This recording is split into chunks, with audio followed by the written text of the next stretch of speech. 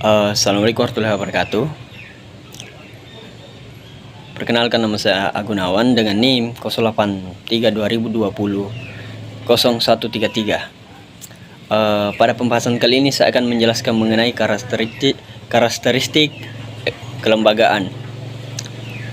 Kelembagaan sendiri itu memiliki arti adalah aturan main yang berlaku dalam masyarakat yang disepakati oleh anggota masyarakat tersebut sebagai suatu harus diikuti dan dipatuhi dengan tujuan terciptanya keteraturan dan kepastian interaksi di antara sesama anggota masyarakat.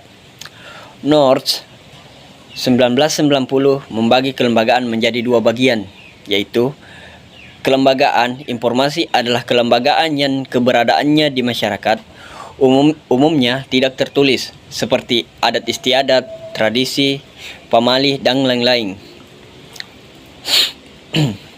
Selanjutnya, kelembagaan formal adalah peraturan tertulis seperti perundang-undangan, kesepakatan, perjanjian kontrak, peraturan di bidang ekonomi, bisnis, dan politik. Organisasi vs kelembagaan menurut North 1990. Organisasi adalah kumpulan individu yang terikat oleh sesama tujuan dan berupaya untuk mencapai tujuan tersebut untuk kepentingan bersama. Contohnya, organisasi tim olahraga sepak bola, di mana banyak orang terlibat baik sebagai pelatih, pengurus organisasi, pemain, dan lain-lain dengan tujuan bagaimana memenangkan pertandingan. Dinamika kelembagaan. Kelembagaan atau institusi bersifat dinamis. Keberadaannya dalam suatu komunitas selalu berubah, beradaptasi terhadap perubahan yang terjadi dalam komunitas tersebut. Berdasarkan cepat atau lambatnya perubahan, Oliver Williamson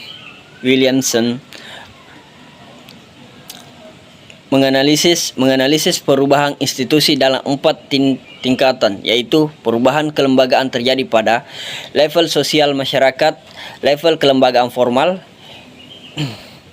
level tata kelola, dan level kontinu. Pada level sosial, perubahan kelembagaan pada level sosial masyarakat adalah perubahan yang terjadi pada kelembagaan yang keberadaannya telah menyatu dalam masyarakat, seperti norma, tradisi, hukum adat. Perubahan kelembagaan ini berlangsung sangat lambat, sehingga para ahli ekonomi kelembagaan tidak menganggapnya variabel analisis yang berpengaruh terhadap performa ekonomi. Pada level ini, perubahan kelembagaan dapat berlangsung dalam waktu yang sangat lama, antara 100 sampai 1000 tahun. Selanjutnya, pada level kelembagaan formal, menurut Williamson, kelembagaan formal adalah kelembagaan yang lahir umumnya dirancang secara sengaja, seperti perundang-undangan yang dibuat oleh lembaga legislatif atau pemerintah. Perubahan kelembagaan ini dapat berlangsung dalam kurun waktu 10 sampai 100 tahun.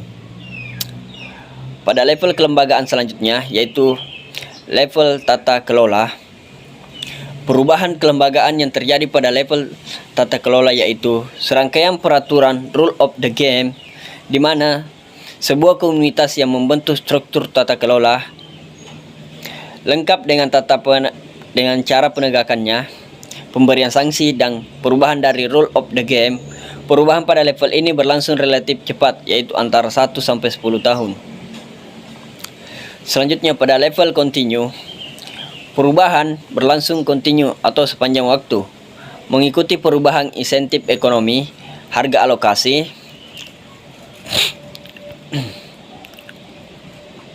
sumber daya, dan tenaga kerja, atau perubahan mengikuti harga input produksi. Karakteristik selanjutnya yaitu teori perubahan institusi. Lembaga institusi bersifat berubah. Perubahan terjadi pada setiap level. Tak ada lembaga yang bersifat permanen. Lembaga akan selalu berubah menuju tatanan kelembagaan yang lebih efisien. Selanjutnya, teori perubahan. Menurut Sculater, dalam teori perubahan kelembagaan terdiri atas dua, yaitu berdasarkan efisiensi ekonomi dan berdasarkan teori distribusi konflik. Berdasarkan efisiensi ekonomi, teori perubahan kelembagaan berbasis efisiensi ekonomi memiliki 3 arus. Prof. Friedrich Hayek adalah perubahan kelembagaan bersifat spontan, tidak sengaja, namun merupakan hasil dari tindakan yang disengaja. Posner, sebuah kelembagaan atau aturan berubah karena adanya upaya melindungi hak-hak kepemilikan, property rights. Artinya, seseorang atau anggota masih terdorong membuat sebuah aturan. Tujuan utamanya adalah untuk melindungi hak-hak kepemilikan dari gangguan yang datangnya dari luar.